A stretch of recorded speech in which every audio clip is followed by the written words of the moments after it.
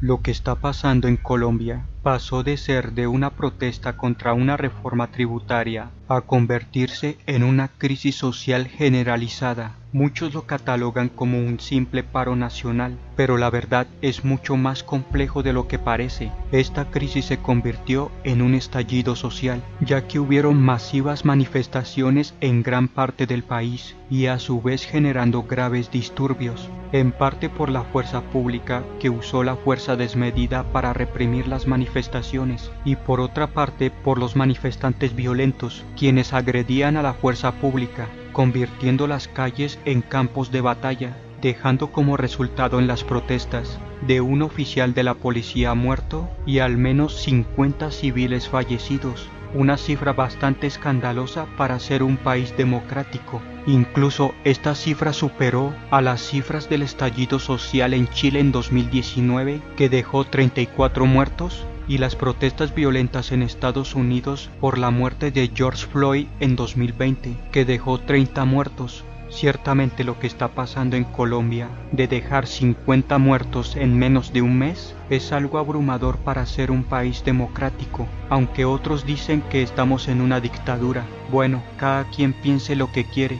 Pero continuando con el tema, les hablaré sobre un artículo publicado por la revista The Economist sobre el tema de lo que está pasando en Colombia. Dice lo siguiente: los disturbios en Colombia apuntan a problemas profundos. Lo que comenzó como una protesta contra una reforma tributaria se ha vuelto mucho más amplio, y en dicho artículo nos expone una imagen referente a lo que está pasando en mi país, Colombia. En la imagen podemos ver varios detalles, como al presidente de Colombia, Iván Duque, que a su lado están los militares. Al otro lado vemos a un manifestante que nos muestra varios detalles simbólicos, como su brazo izquierdo alzado y con una camiseta roja. Nos hace dar referencias de que estas protestas son en gran parte organizadas por la izquierda colombiana, incluso financiadas desde el exterior, que no descartaría a George Soros y su fundación que estén metidos en esto. Recuerden que el poderoso magnate George Soros fundó una multimillonaria ONG llamada Open Society, con el fin de hacer oposición a los gobiernos de derecha que no estén compatibles con el denominado progresismo. Y obviamente George Soros es parte de la élite, y es un claro ejemplo de que ellos controlan tanto el capitalismo como el comunismo, la derecha o la izquierda. Y como lo he dicho en videos anteriores, ellos juegan al dualismo, de buscar a un bueno y un malo, ya que ellos ven a este mundo geopolítico como su juego de ajedrez. Y si la revista de la élite mundial, The Economist, publicó este artículo en especial sobre la crisis social que está viviendo Colombia, es porque la élite oculta ya tiene planes a futuro para dicho país, en la que adelantaría de que esta crisis social culminará con un cambio de eje político e ideológico, que se los explicaré más adelante.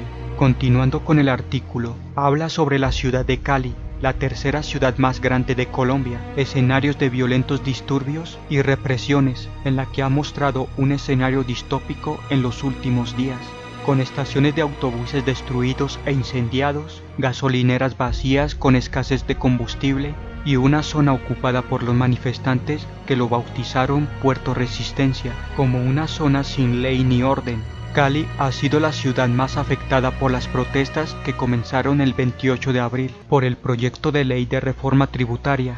La mayoría de las protestas son pacíficas, pero varias se han convertido en violencia, ya sea por la represión y la participación de grupos criminales. Los bloqueos en las carreteras provocaron el alza y escasez de alimentos, medicamentos y vacunas contra el COVID, precisamente experimentando la tercera ola de la pandemia. La razón principal de las protestas es económica. A pesar del crecimiento decente desde principios de la década del 2000, la desigualdad sigue siendo alta. Al ritmo actual de mejora, se necesitarían 11 generaciones para que los descendientes de un colombiano pobre alcance el ingreso promedio, estima la OCDE.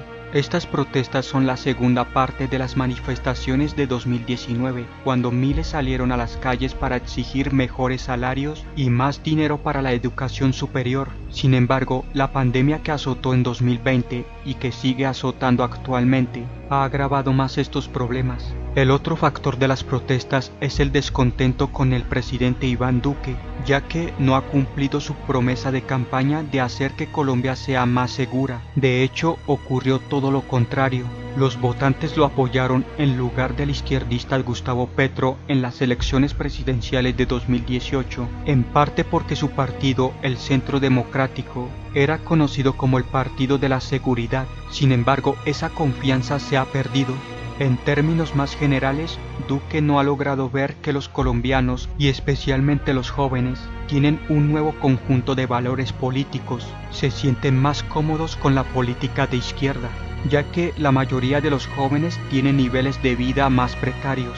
Incluso antes de la pandemia, el 28% que tenían entre 20 y 24 años no tenían un empleo ni estudiaban en una escuela o universidad, y esta es la razón del por qué la mayoría de manifestantes son jóvenes. Ellos hacen sentir la falta de oportunidades en las calles. Los problemas que está enfrentando el presidente Duque no parece tener fin. Los pocos acuerdos que ha logrado no ha sido suficiente para calmar el ánimo en las calles, ya que son muchas las peticiones que exigen para poner fin a las protestas, y entre esas están la renuncia de Iván Duque y su gabinete, la renuncia del ministro de Defensa, la renuncia del general del Ejército, la renuncia del general de la Policía Nacional, reforma a la Policía Nacional y el desmonte del Escuadrón Móvil Antidisturbios SMAT. En fin, son muchas las peticiones que dudo que el presidente Duque las cumpla todas. Es más, diría que el gobierno Duque tiene el plan de activar el estado de conmoción interior, que es la Ley 137 de 1994, un estado de emergencia que está contemplado en el artículo 213 de la Constitución, con el cual se le da las facultades especiales al presidente de la República para recuperar el orden cuando la situación social se sale de control. Al decretar el estado de conmoción interior, el presidente de la República tendrá las facultades de restringir las manifestaciones, limitar a los medios de comunicación para informar, interceptar comunicaciones y suspender a mandatarios locales. Sin embargo, algunos analistas advierten de que esta medida sería muy contraproducente, lo que podría agravar más esta crisis social. Pretender solucionarlo mediante mano dura es como intentar apagar un incendio con gasolina. El estallido social se haría mucho más grande y, como vemos, el escenario geopolítico de Colombia no es nada alentador, en la que, finalizando con el artículo de The Economist, anuncia de que si Gustavo Petro logra alguna solución a la crisis social, puede convertirse en el primer presidente de izquierda de Colombia. Incluso si no lo logra, ya es un candidato favorito para que llegue a la presidencia. Y en el 2022 vamos a presenciar un cambio de eje político e ideológico que cambiará por completo la historia de Colombia.